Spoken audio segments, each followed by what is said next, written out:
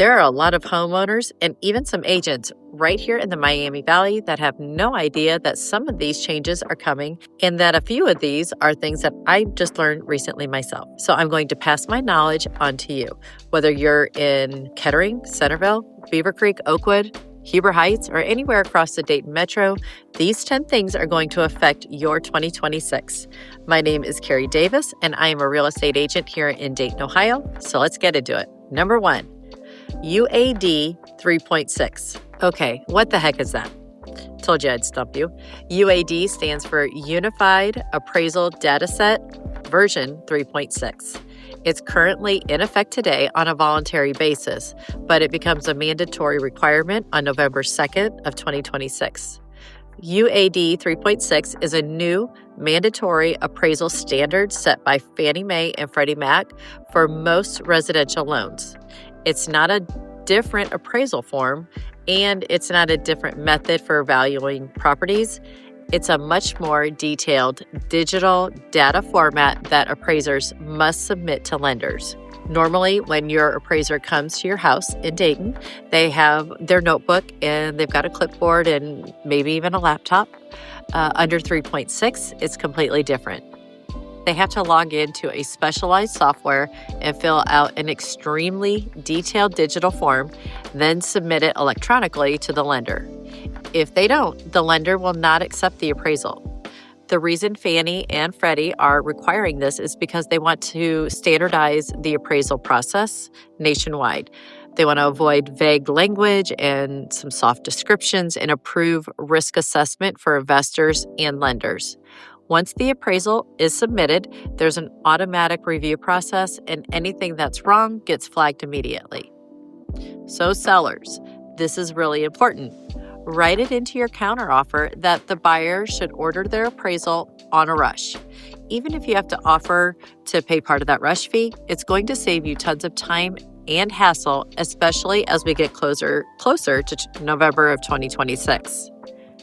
Also, sellers, if your house is over improved and the neighborhood comps don't support it, your appraisal might not come in at value.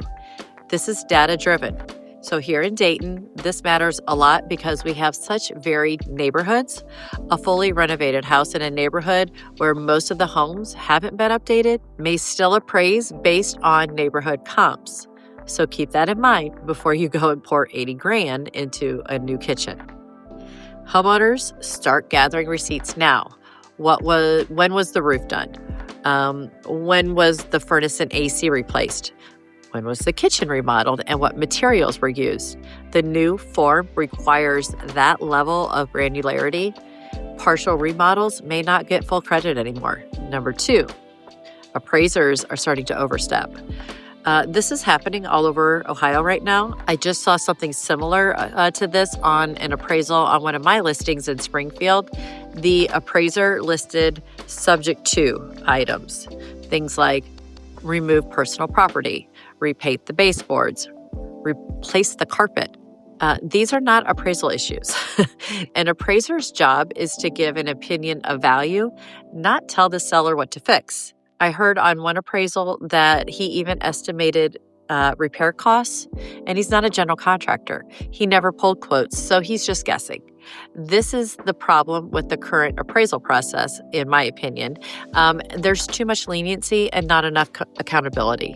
So hopefully UAD 3.6 standardizes things and reduces this kind of overreach. Number 3, altered photo disclosures.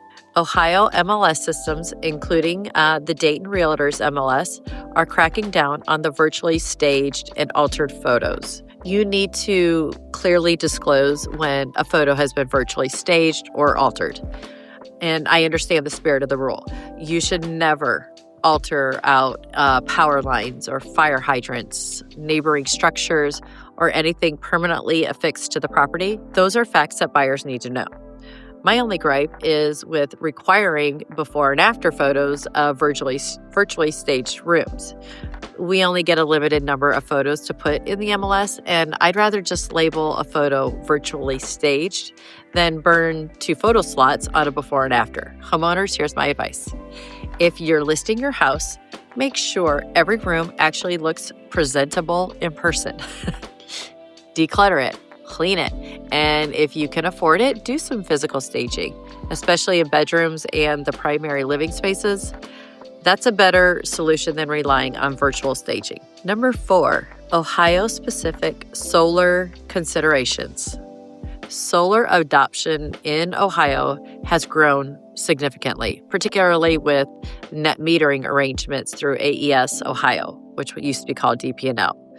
Unlike some states, True One-Up system, Ohio operates on monthly net metering, meaning excess generation credits typically carry forward month to month rather than settling annually. But here's what you need to know as a buyer or a seller in Dayton. If the home has solar panels, find out immediately these things. Are the panels owned or are they leased? Is there a PPA, a power purchase agreement? If leased, can the lease be transferred? And does the buyer qualify for that? Are there any liens on the property tied to the solar financing, especially PACE-style financing? What's the status of any net metering credits?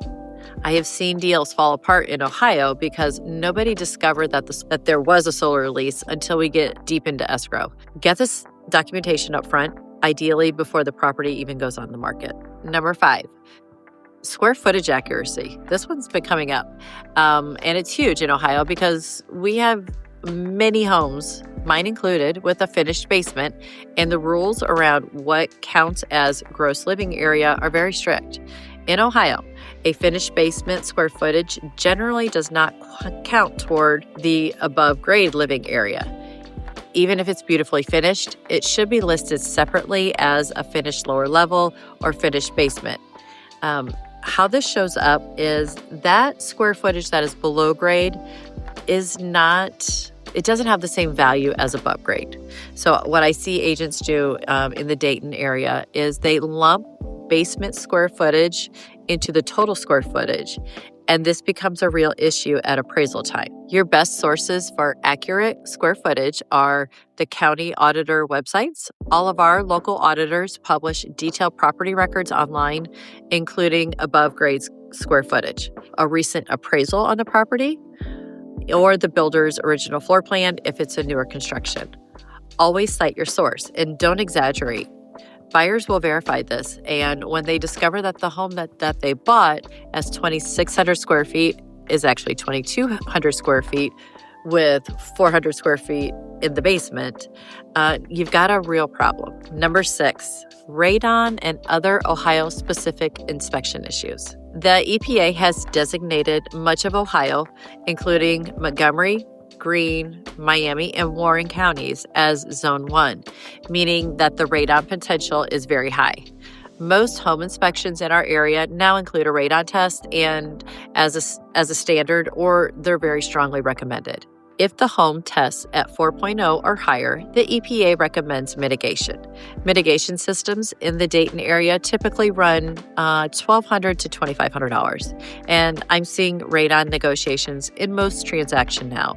So sellers consider going ahead and testing ahead of time so that you're not caught off guard. Some other Ohio-specific items showing up on nearly every inspection: older furnaces or HVAC issues. Foundation moisture concerns are common in older Dayton area homes due to our clay soils and the freeze-thaw cycle. Galvanized plumbing in homes built before 1960. And even knob and tube or aluminum wiring in certain older neighborhoods shows up every now and then. So don't be alarmed when these issues show up. They're common. Number 7, mortgage rates are finally starting to thaw out a little bit. So the mortgage rates have been high through most of 2024 and 2025. We started 2026 around the 6.19%, but with recent Federal Reserve policy shifts and an increased purchases of mortgage-backed securities, rates are starting to trend down. Some lenders are now quoting in the upper 5% range for well-qualified buyers. Here in the Dayton market, we're already seeing that effect. Open house traffic is picking up, showings are increasing, and affordability is improving. Because home prices in Dayton are already significantly more affordable than the national average, our median sale price sits around $210,000 to $230,000.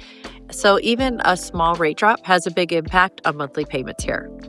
Expect the full effect of the recent rate movement to play out over the next 6 to 8 weeks. Number 8, institutional investor policy proposals. There have been federal policy proposals aimed at limiting large institutional investors, private equity firms, and corporate buyers from purchasing single-family homes.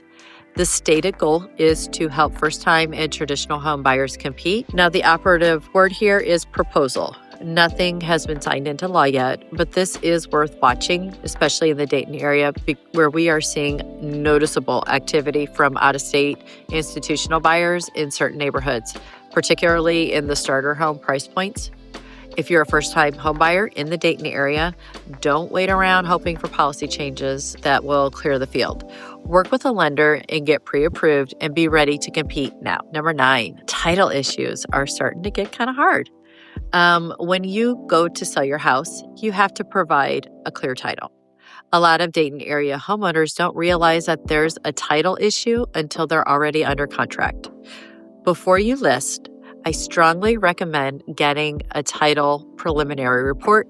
In Ohio, it's often called a title commitment or a preliminary title search. Common issues that I see across Montgomery and Greene counties are deeds that were never properly recorded after a spouse passes away. Estates where a home was transferred through probate, but the paperwork wasn't clean. Old liens that were paid off, but were never released. Mechanics liens from contractors.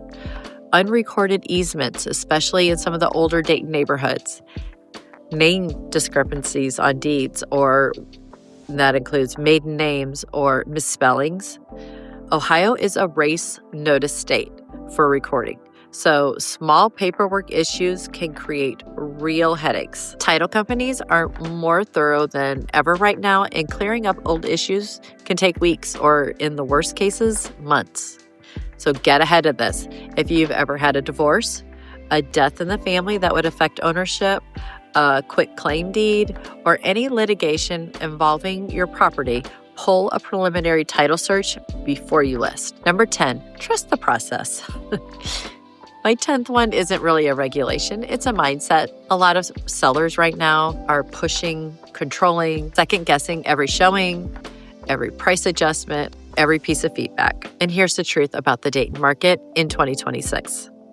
Inventory is still relatively tight. Buyer demand is returning as rates are dropping, and well-priced, well-prepared homes are selling. But you have to do your part. You have to price it right, prep it properly, listen to agents' feedback, and then let the process work. Beating your agent up doesn't make your house sell faster.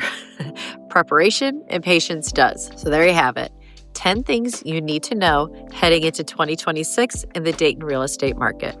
Whether you're buying your first home in Huber Heights, downsizing in Centerville, relocating to Beaver Creek for Right Pat, or selling the family home in Oakwood, being informed is the best thing you can do for yourself.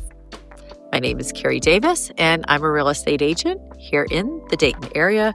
And if you are thinking of moving, I would love to talk to you about buying or selling your home. Thanks so much for watching. Comment below with any topics you think Dayton area buyers and sellers should know about in 2026. And don't forget to subscribe.